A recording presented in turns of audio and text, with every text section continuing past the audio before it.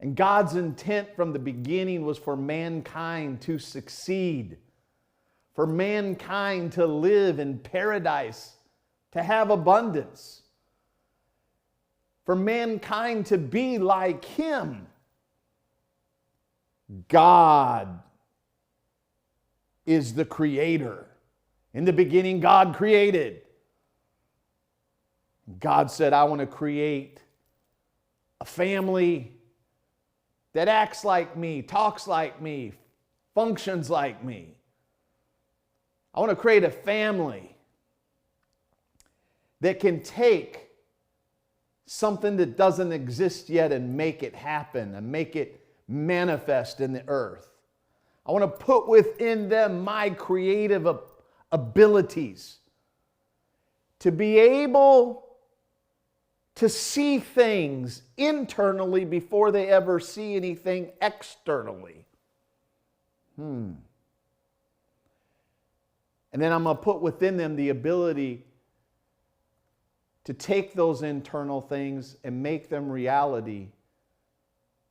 And the pursuit of turning their dreams into reality is going to bring them joy and fulfillment as they first create in the invisible realm and then they create in the real realm. So, I want to talk to you today about leaving dreamless spirituality behind you. Now, when I was a young boy, I'll never forget it. I loved when my father would come pick me up. My parents got a divorce when we were young, and I loved my father, and I loved it when he would come pick us up, right? So, you know, I lived with my mom, so I wasn't able to see my father on a regular basis. So whenever he would come, I would be like, man, I'm so excited. I can't wait till he gets here. And I remember standing at the front door, looking out at the front door, waiting for him to pull in the driveway. Now, the interesting thing is sometimes he showed up and sometimes he didn't. And the disappointment of a little boy when you're looking so forward to seeing your dad show up and he doesn't show up, and then you feel the rejection and all that kind of emotions that happen. I experienced those as a young boy. And I remember sitting there waiting for him, right? And he says, I'm going to come at 10 a.m. And I'm sitting there, I'm dressed, I'm ready to go.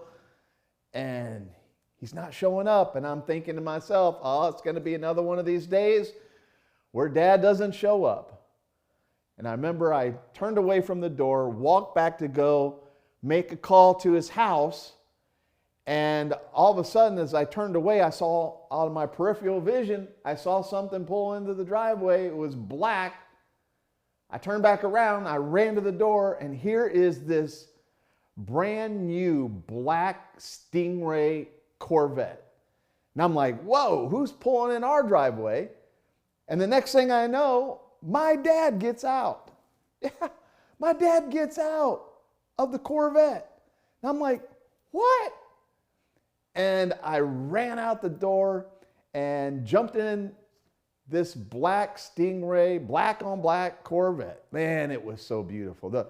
I love the older models where they had that long front end. They're so beautiful. It was a convertible, and we jumped in it. My dad just bought it, took it off the lot. And so we were going to go down to the racetrack. Well, that was a great day, and I can remember watching him with his helmet on, going around the racetrack. And here I am, this little boy. I'm seeing all these fast cars, especially a bunch of Corvettes that day on the racetrack. And a dream was birthed inside of me. A dream to have my own Corvette someday. And I remember little boy, I was sitting in the bleachers, watching my dad go around the track. And I said, prayed this prayer. I said, God, someday I want a Corvette. Well, that was the birth of my love for Corvettes and speed. And if you read my Financial Fast Track book, you'll see that whole story and how that comes into play with finances and money. But here's what I want to say to you. I had a dream,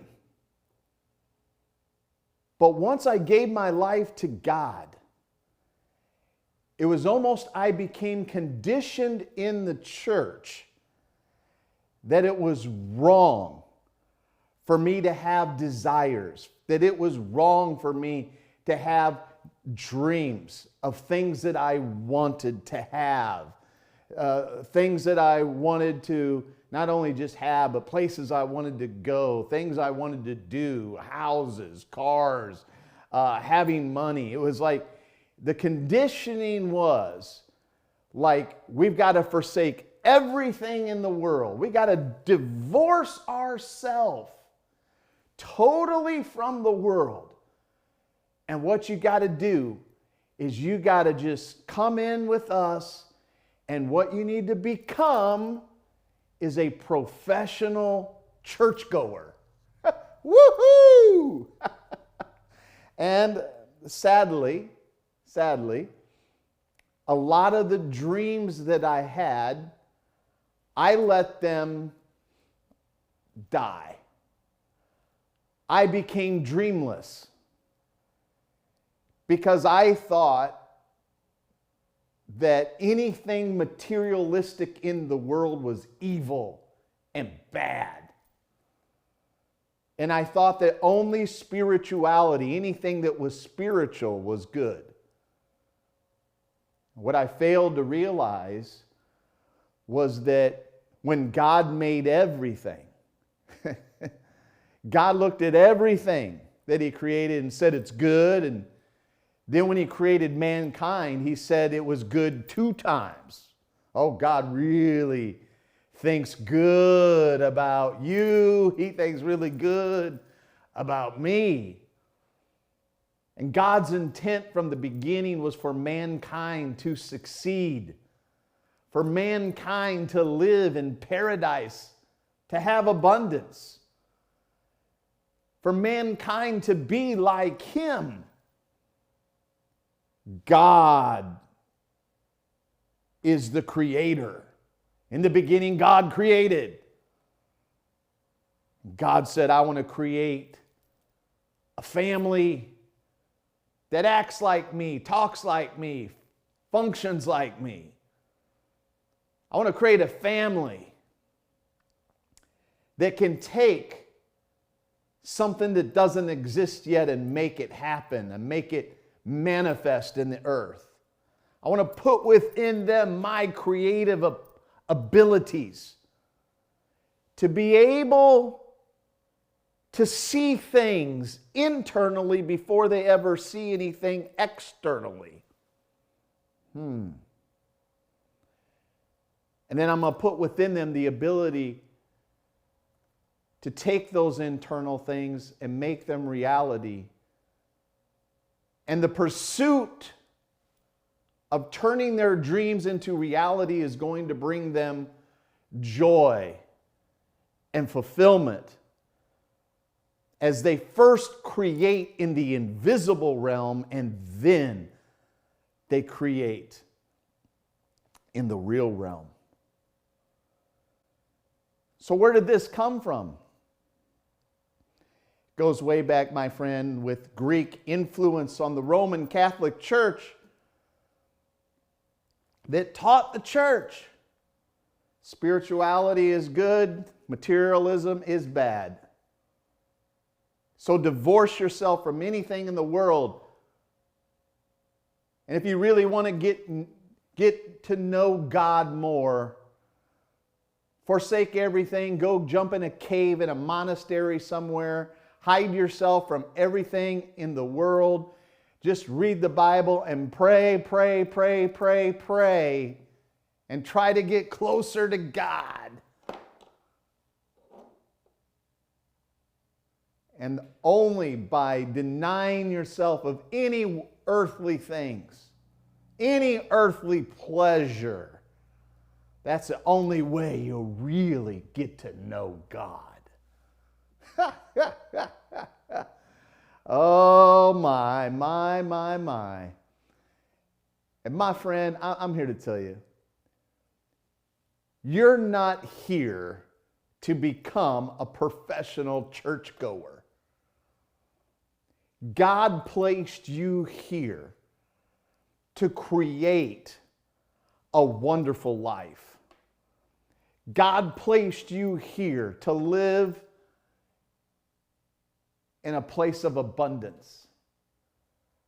God's intent from the beginning, I want man to live in paradise. God's intent has not changed. I want you to live in paradise, but I'm not going to build that paradise for you. You got to build it. You got to start with a dream in your heart. You got to put those pictures inside of you of success, of abundance, of the life you want to create. And then you take the creative powers that I've given you and you take something inside your heart that's invisible. But is it really invisible? No, because this invisible thing can become a reality. And through the pursuit of making that happen, you create joy in your life as you see what you're building. You're building your own paradise. You're building your own life based out of your heart's desire.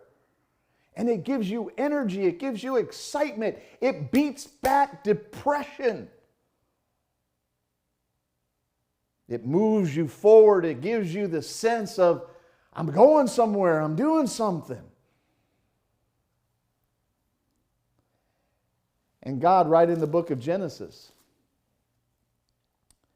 it's very interesting. He gave us the instructions of a success formula for creating a great life, for living the life that God really wants us to live. Right after He created mankind, He spoke. Now, I would say if God said something first, it must be pretty important. And in Genesis 1:28, He says, then God blessed them, and God said to them, be fruitful and multiply. Fill the earth, subdue it, have dominion over the fish of the sea and over the birds of the air and over every living thing that moves. And God said, see, I have given them everything, every herb on the face of the earth, every tree. To you it shall be food, to every beast, every bird, everything that creeps on the earth. I have given everything, all the food to them. God saw all He made and said, man, this is very good. I don't care what these guys want to say about how bad everything is. I want to tell you what God's saying. God's looking down from heaven going, look at my wonderful masterpiece. It's very good. But what's the formula? It's right here in verse 28. He said, be. That's what I want to talk to you about today. The simple formula, be, do, have, help. Be, do, have, help. It's what Wealthy Church is all about, right? It's all about being more, doing more, having more. Why? So you can help more. This is the formula that God gave. He said, be, stop. Become something. And over in John, Jesus said what? He says, as many who have received Christ in their heart, they have the right to become sons of the Most High God. Sons, a son. I have the right. Right? So life is all about what? Life in the kingdom is all about what? Becoming, evolving, becoming the person who I'm supposed to become first. Greatest quote that I ever read that changed my life when I was in my 30s was from Jim Rohn. He said, "Success is not something you pursue, it's something you attract by the person you become." Be. Do. I cannot do until I first be. Be fruitful. Fruit. Fruit. You shall know them by their what? Fruit. Not by their lips. Not by their hallelujahs. Not by their amens. How loud they can shout amen. I found in the church that the most boisterous people in the church are the most wackos.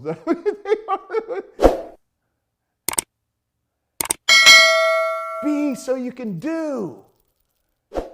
You can't function and operate at your full potential unless you're focusing on becoming.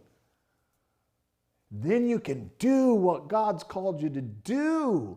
And then when you do and you perform at your best, you're bringing glory to God. And when you do what God's called you to do, look at this. The world will reward you. Money is a reward for solving problems at a high level. Money is a reward for healing people. Money is a reward for meeting people's needs. When you become something and as you evolve into saying, it's not about me, it's about how can I help others. Then you get busy, you got a real why, man. You start doing things. And you start doing things and you have things, and then guess what? Because you're focused on others. You're not focused on me.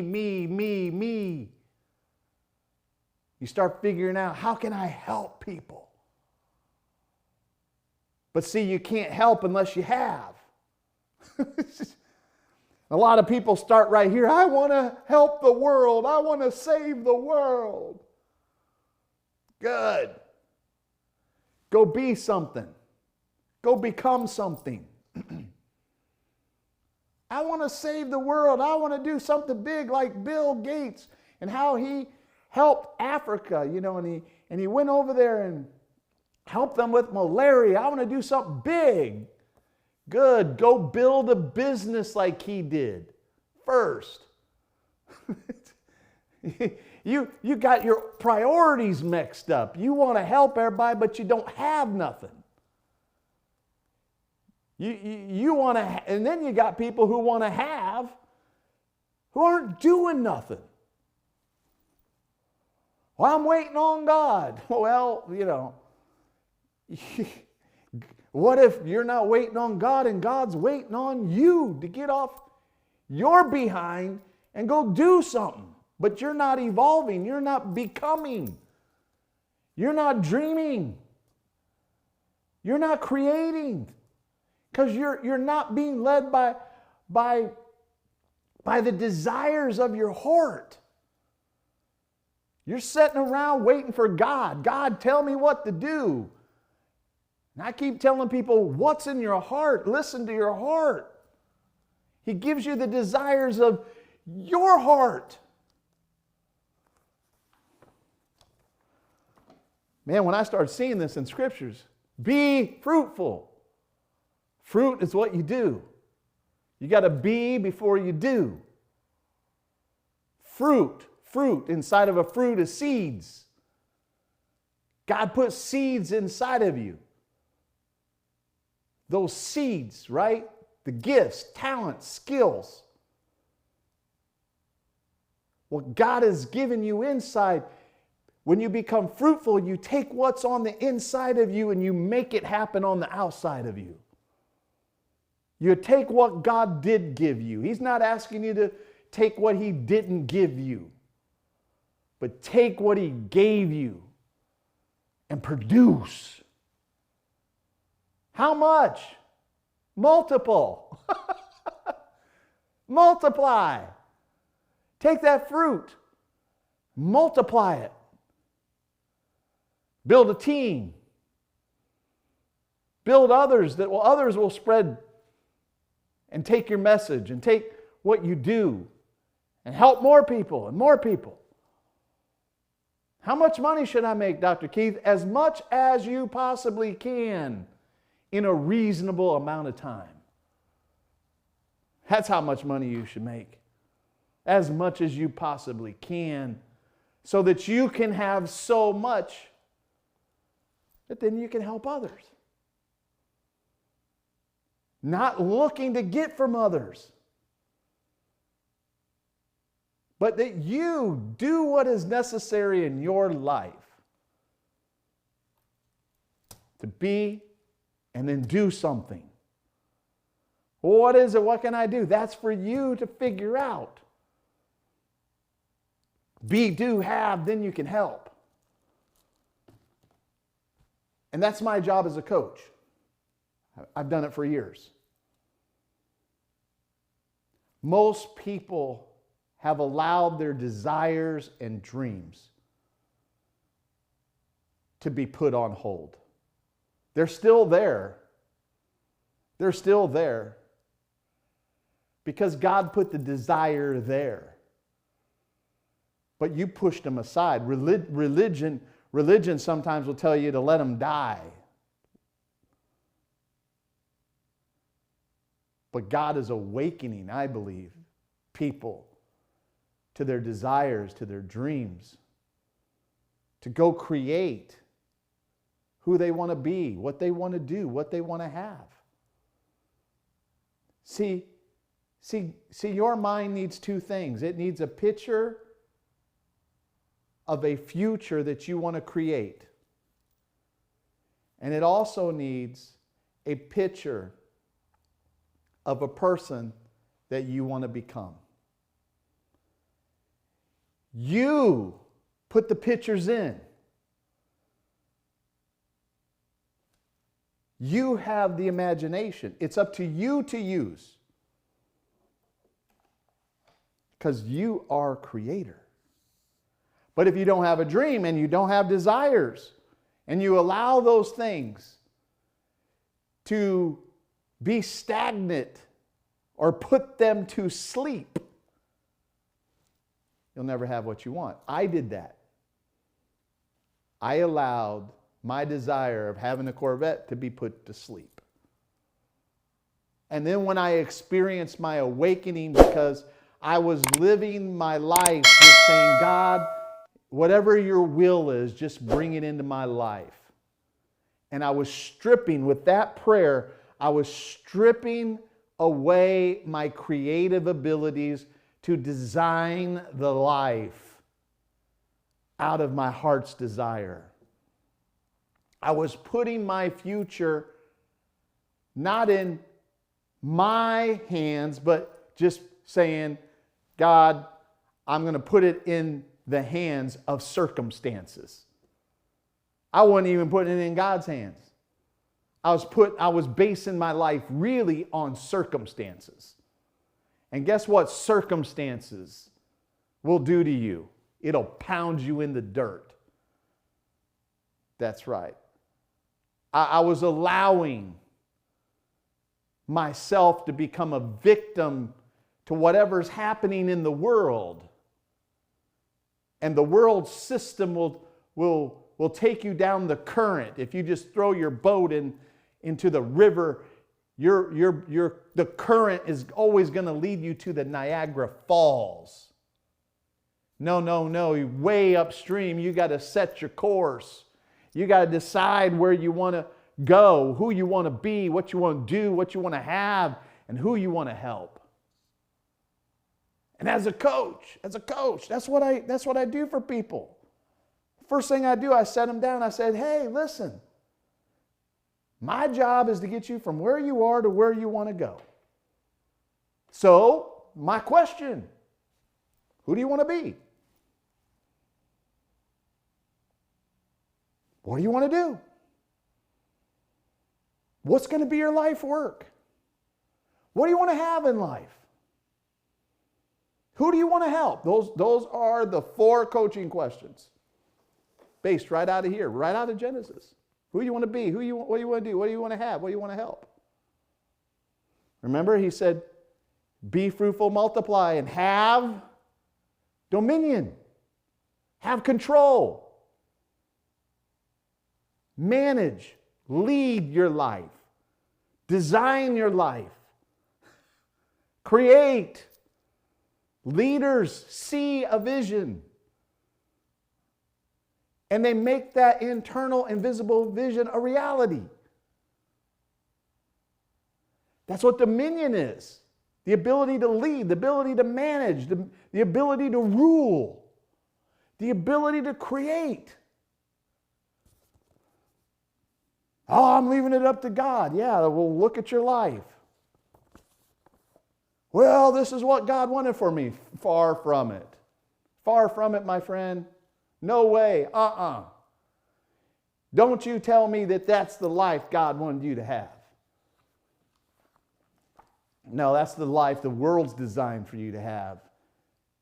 Because you're caught up in the current and letting the currents take you. And you think it's God while you go to church every Sunday as a professional little Christian. Off to church we go.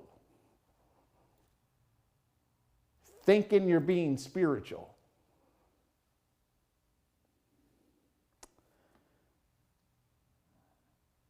I don't want to be a professional church goer. What you want to be? I don't want to be a professional church goer. I want to be a world changer. I want to be a person who makes a difference, makes an impact. I want to be a model for other people to follow. I want to be the warrior. I want to be the leader. I want to be the creator. I want to be the model of success that other people can look at and say, man, I want to emulate that. I want to be that. And let me tell you, I still got a lot more work to do. I am not where I want to be even yet. Because I'm always evolving. And as I keep evolving, I keep wanting to do more. As I keep doing more, I was like, man, I still have bigger dreams. I want to have more. I need to have more because my vision keeps getting bigger and bigger. I have millions of dollars because I want to touch millions of people. So I can help more people.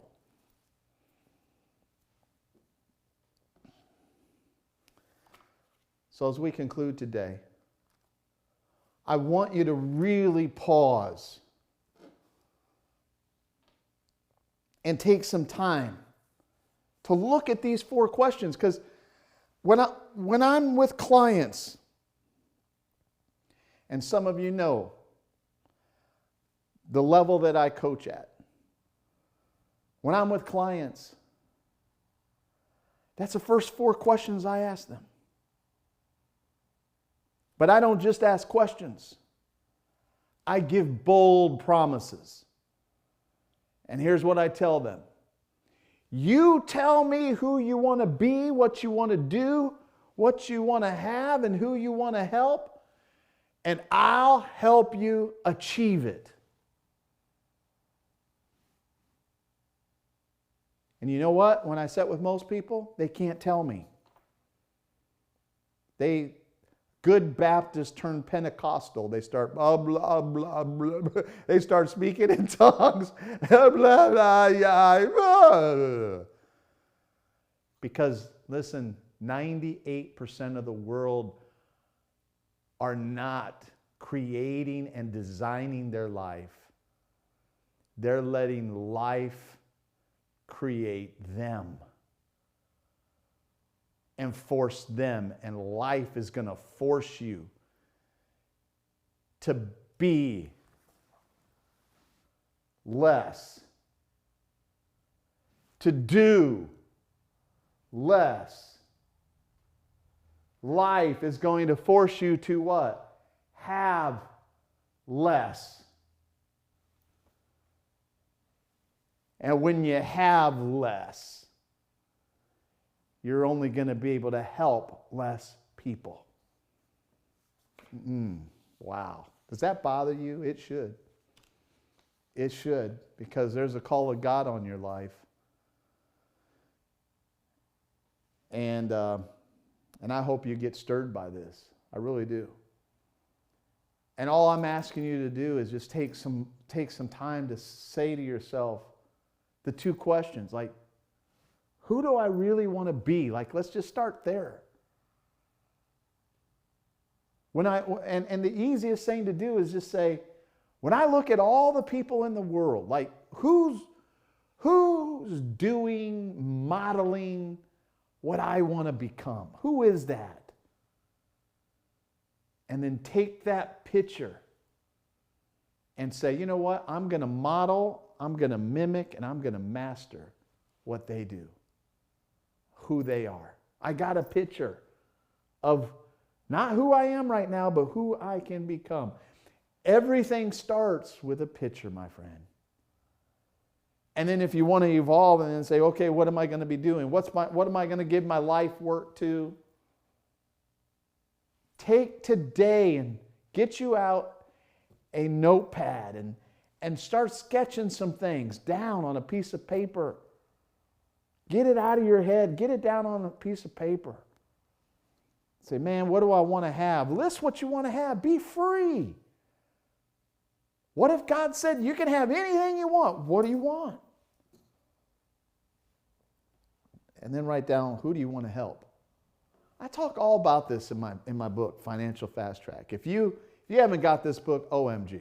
There's a whole chapter just in all the wrong belief systems that we have centered around spirituality and dreaming again. And how a lot of people have become dreamless because they're spiritual. Your spirituality should ignite something within you to think infinite. Spirit is infinite. It's not restricted. It's not in this little box that these little theologians want to put you in. God is infinite, infinite resources, infinite possibilities, infinite thinking.